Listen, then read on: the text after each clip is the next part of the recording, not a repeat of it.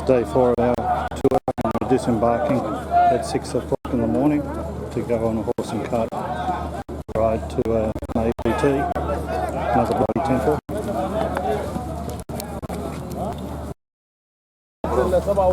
Just disembarked on this boat. Let's go my friends. Now we're going up on so a bit of confusion over which cart we're on. It only takes 2 people per cart and there's 10 of us, 11 of us. So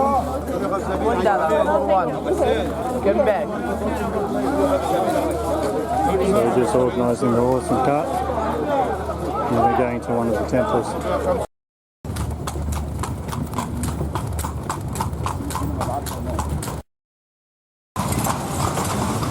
We're in Edfu city.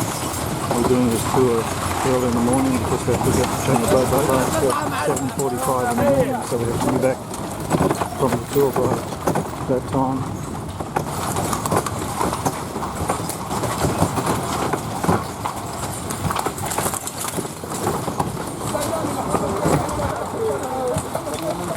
So this is where we're heading.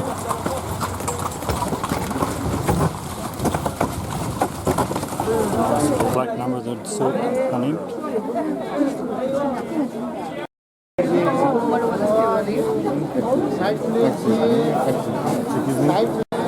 And this is a crowded entry. Thousands of people trying to get through one entry.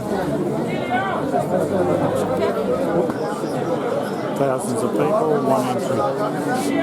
We're contemplating going back to the cruise ship without going to the temple.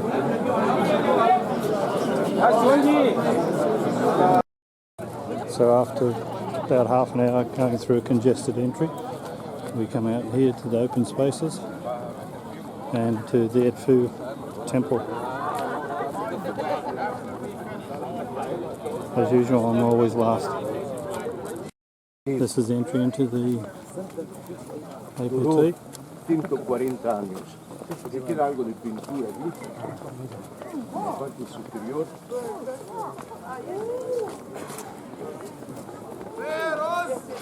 There's my group entering the temple.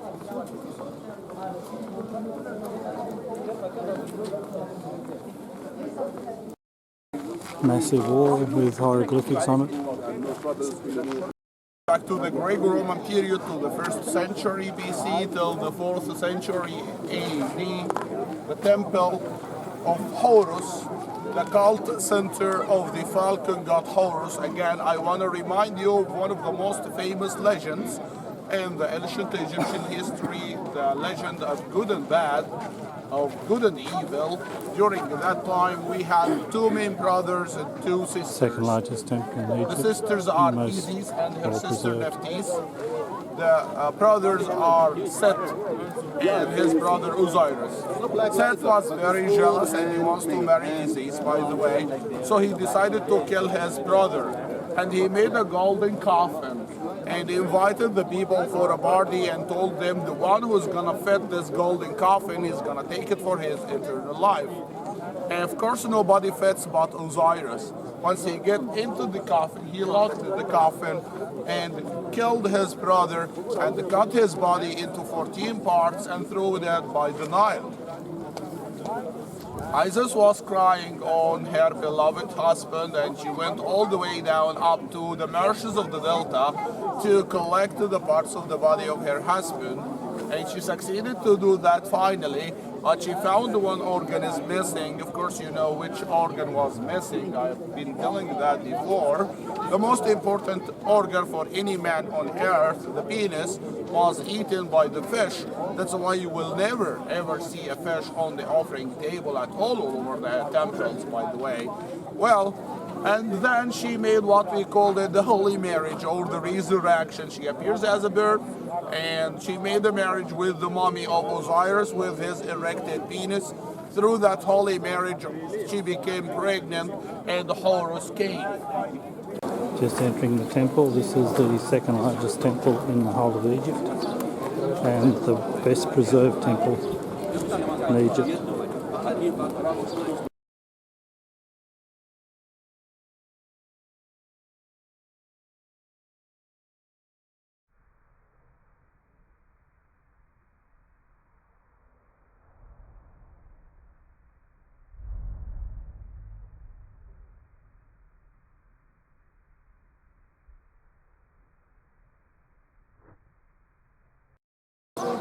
This is a shot inside the courtyard of the temple. This is the largest or second largest in Egypt and the best preserved, which is quite clear when you go inside and you see a preservation of all the hieroglyphics. This temple is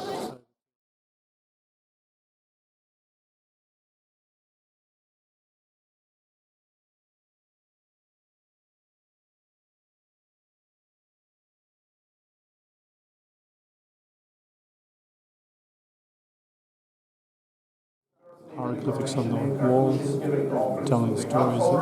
Followed by the guns of the temple. If you look to that wall right behind you,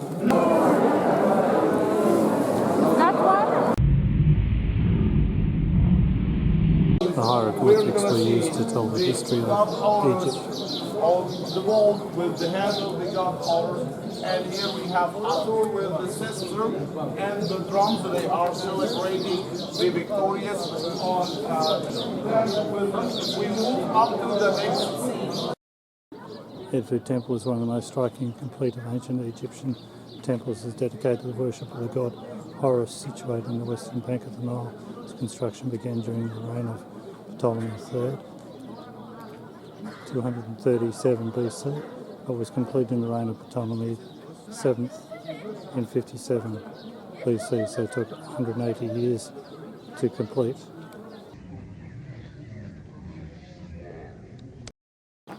This is a shot of the entrance to the temple from a different angle. See how the blue sky today, but it's not warm at the moment. It's probably about 16 degrees. Perfect for tourist sightseeing.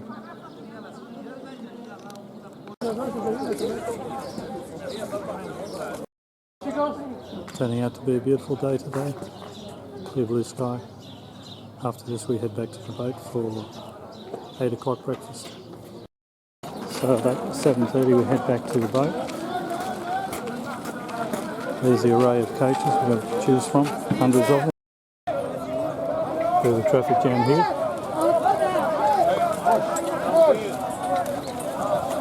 So we're supposed to be back at the boat at 7:45, but it's 7:40 already.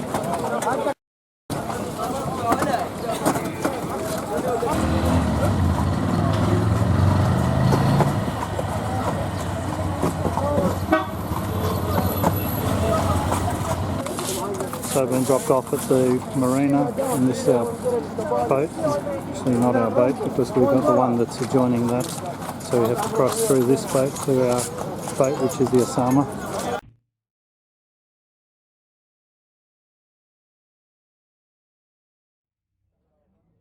So at 8:15 we leave the port heading to King River.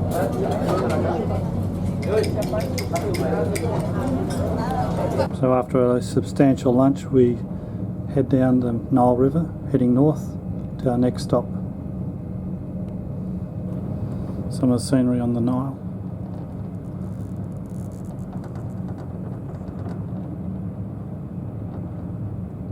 Looks like sugarcane. Also harvest papyrus for making paper. So this is what we came here for. Trip down the Nile.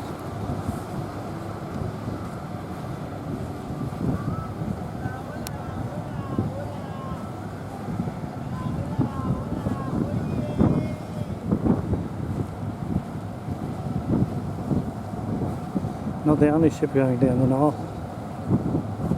I can count 1, 2, 3, 4, 5, 6 and one behind us. One of the settlements on the banks of the Nile.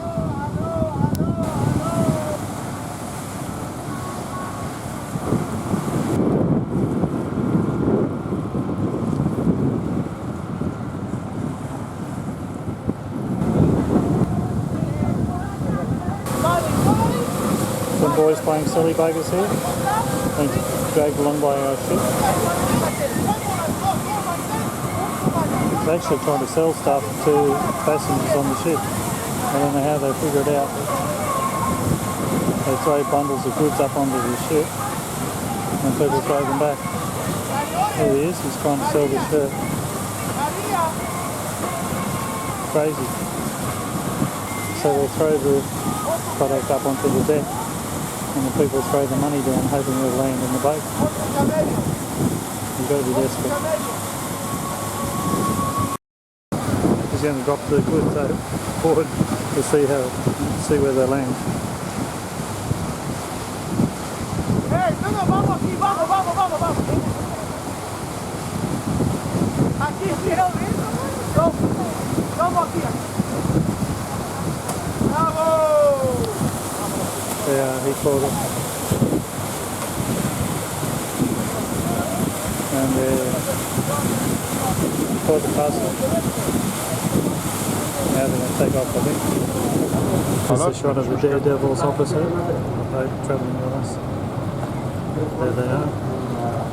They throw their goods up. People above check them out, and if they like them, they throw the goods back with some money.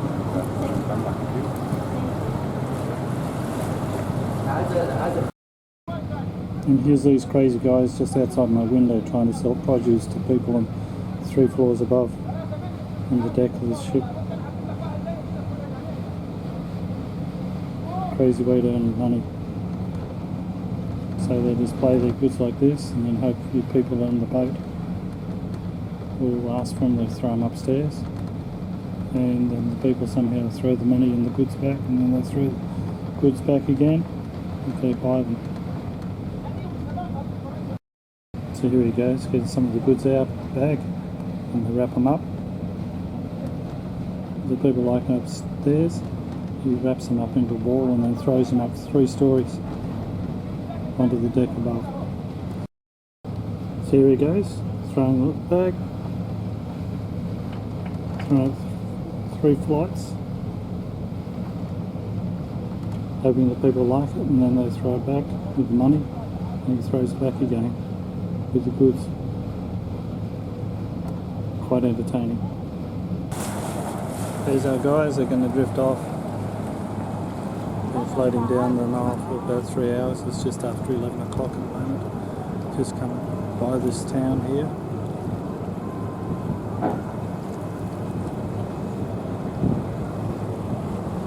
You just hear the call to prayer. You see the mosque in the distance there, the minaret.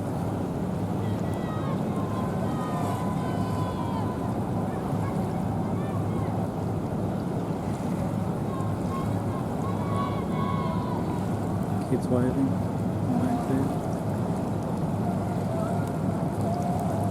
You can probably hear the music in the background, the distance. You can see at least 2 mosques.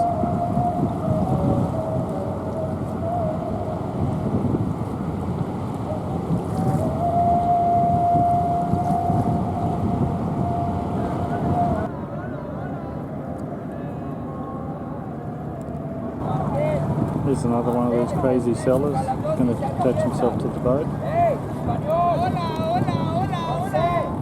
The interesting thing is we've stopped here at Esna because we've got to go through a lock system.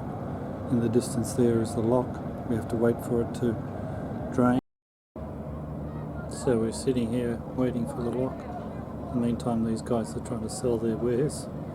A novel way, they throw it up to the top floor there. And the people throw things down just like that.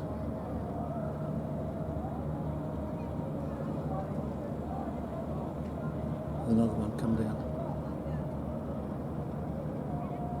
So if you want to inspect the goods, I'll throw them up to you on the deck there. If you don't like them, you throw them back. So this is my seat, looking out over the Nile River, watching the world go by. So this is the lock going across the Nile River at Esna. The difference in height is about 8 metres. We have to go through the lock. You can see in the distance one of the boats going through the lock. We're about to go through the lock. The lady hopped out of my picture. And there's the lock in the distance there. First we have to go through the old lock system, which is here, and the new one is in the distance.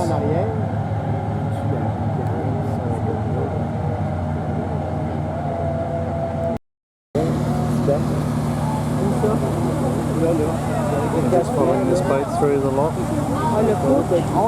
This you see people throwing ropes and rags and various things up.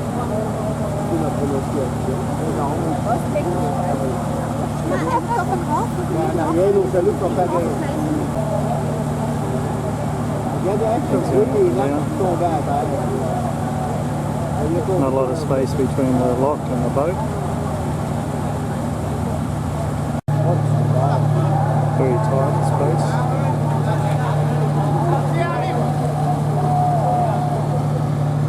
This is the bow of our boat.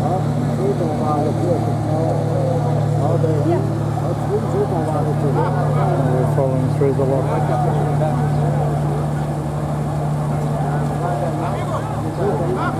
The idea of this is to drop down 8 metres to the lower level of the river.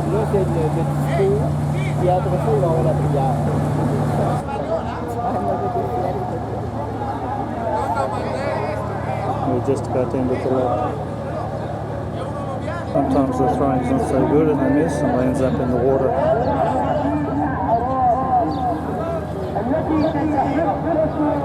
Here the boat in front's through the lock. Here's a shot looking along the old lock. The new lock is down in the distance.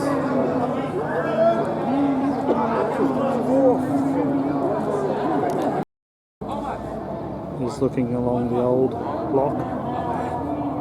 So I don't understand why there isn't a roadway that comes out in the back and out in the back. I guess the boats go, there's so many boats that there's no way to do that.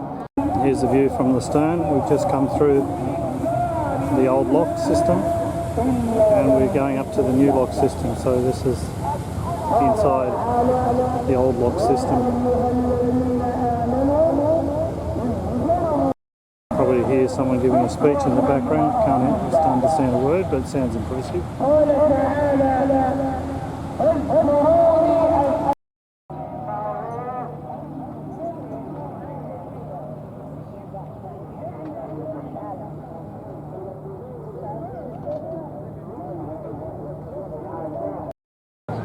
After passing through the old lock system, we're now passing through the new lock system. And apparently we dropped 8 metres. So they close these gates behind the boat in front, and after that they drain the water because the front gates are probably closed.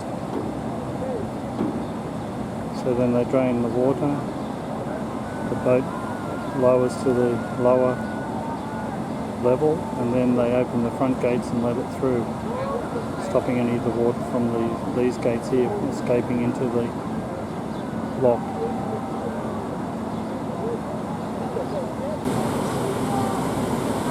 You see the level of the water dropping by watching the boats go lower relative to the wall.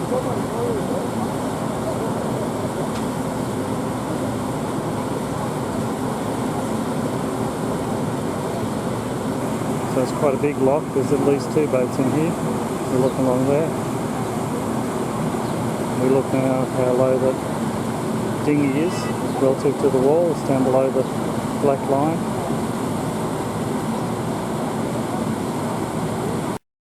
So the height of the boat, the dinghy at the back has gone from way up here to way down there.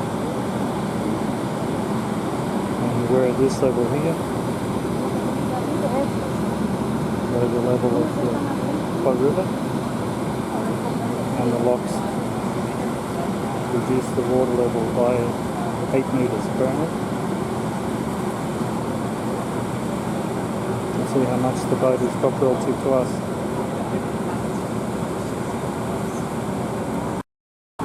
The whole process of dropping the level of the water by 8 metres has taken probably around 25 minutes. Most. And the boat's going to move forward and out to the lower level of the river. And now the boat moves through the lock to the lower level of the river.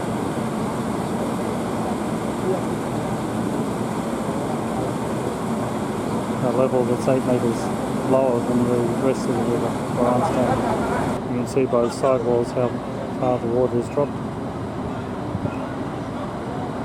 So the boat exits the lock at the lower level and the gates will close, and the gates at this end will open, filling up the lock, and we go into the lock and then that'll be lowered and the gates closed and then open to let us through at the lower level. So here's the gates closed. They'll open after we enter.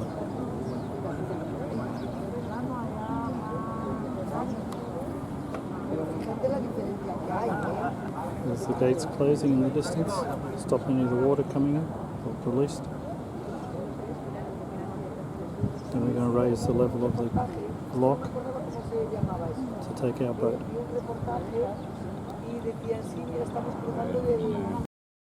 The gates are now closed to stop any water escaping from the lock. And the lock will be filled by opening the gates on this side. It's 1 p.m. So we'll see how long the whole process takes. Pumps have been used to fill up the lock. They're not going to open the gates on this end until the lock's full. And then the lock will be the same height as the river, upstream river. Downstream is lower level. Now the gates are locked at both ends. And we're moving into the lock, and the water will be lowered, and we'll move out of the lock at a lower level, about 8 metres lower. So at the moment the lock is full. It'll be drained once we're fully into the lock.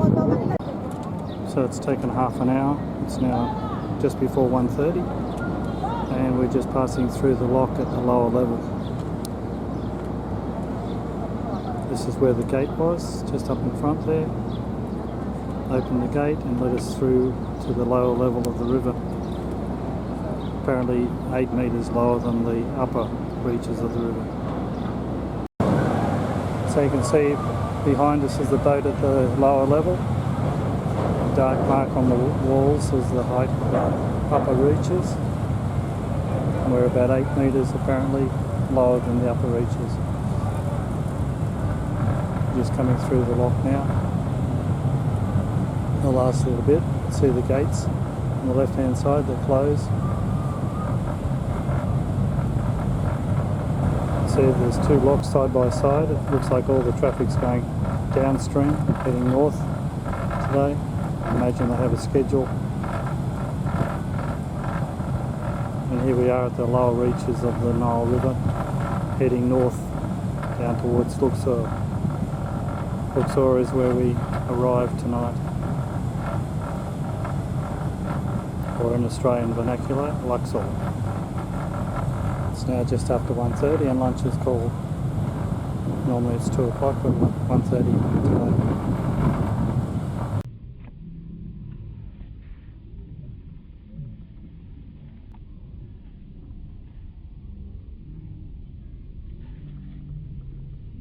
So now looking across the deck, we're on the upper deck.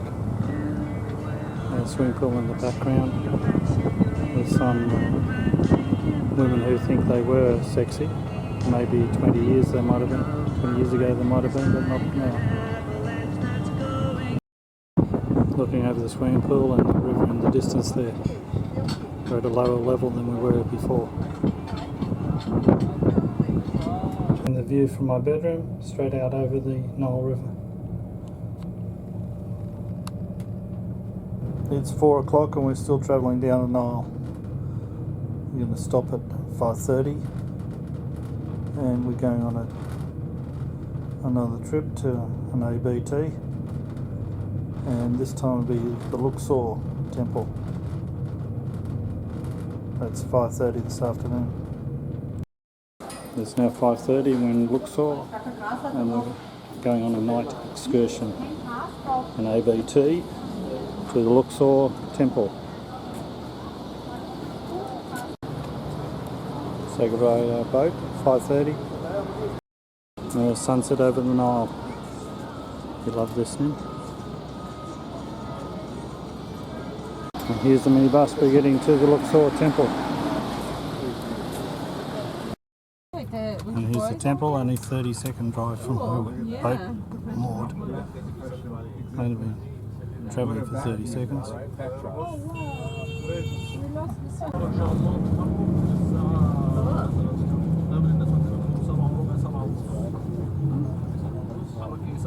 Today's Friday, so everybody's off. So this is the dime. This place looks it's like Cairo. There's the main entrance to the Luxor temple. The Riyadh of Egypt, the god Imon-Ra, the sun god, his wife, the earth goddess Mut, and their son, the moon god Khams. This is the national Riyadh of Egypt, the national Riyadh of Thebes or Luxor. Yeah, she's older than me. I'm 1952. He lived a long time. This one, Rook. And here was their cult center, by the way. Well, what was the theory behind the foundation of the temple? And what was the design of the ancient Egyptian temple? It's almost the same as the Greco-Roman, or the Greco-Roman was almost the same as the ancient Egyptian temple, starting by the first pylon, then open courtyard, then in the ancient Egyptian temples, instead of the high profile halls, we have like a colonnaded passage in this temple, and a great high profile hall by Karnak temple, which we will see tomorrow. That was called a prayer. Well, years, and he married for 76 times. Very close to the He Luxor had temple is the minaret for the mosque. It's Friday night, so most people are out. Would have been to Friday prayers today. So now we're walking through the gate, the entrance to the temple, into the courtyard, which is quite traditional. Usually exterior walls, then interior courtyard. This is in the open courtyard. The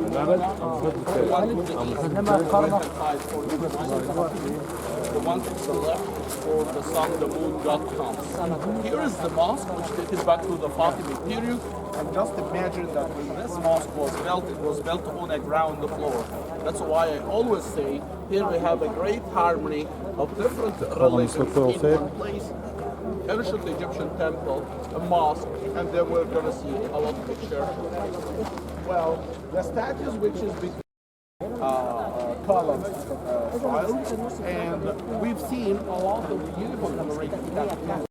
The ages of the king by the way when he was young. And also we have a beautiful scene in the back side of that statue on the front of the back side. We have some enemies, some prisoners. Those looks African. To the other side, they look Asian. This is shot an amazing courtyard with columns everywhere. Quite incredible, all lit up at night time. It's just after 6 o'clock. We've been here about 35 minutes. I'm getting cold over there. Dated back to the time of Hormoheb and completed and decorated by two. And this flower is a little bit excited. The sanctuary of Alexander the Great.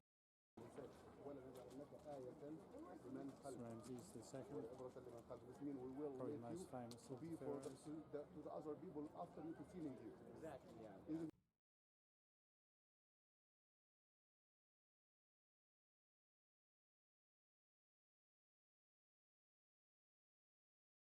This is called the Avenue of the Sphinxes.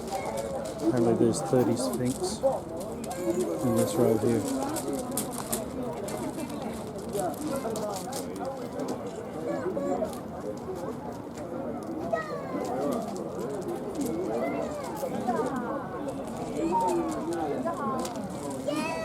Avenue of the Sphinxes are on both sides of this walkway here.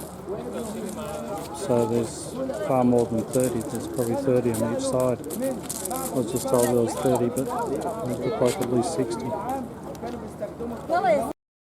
There's reliefs of some of the ancient rulers, the pharaohs. Just found out this avenue is actually 2.6 k's long, so it's way more than 30 sphinxes that I was told.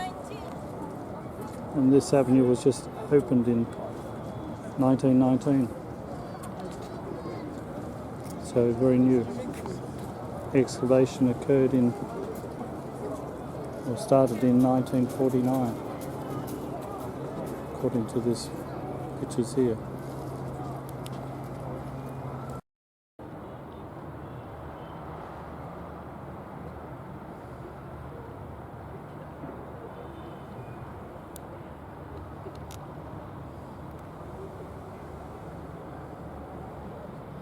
Keeps on going down for at least another 1.5 k's. Now looking back along the avenue of Sphinxes, back towards the main temple of Luxor. And then over on the left is the minaret for the mosque. The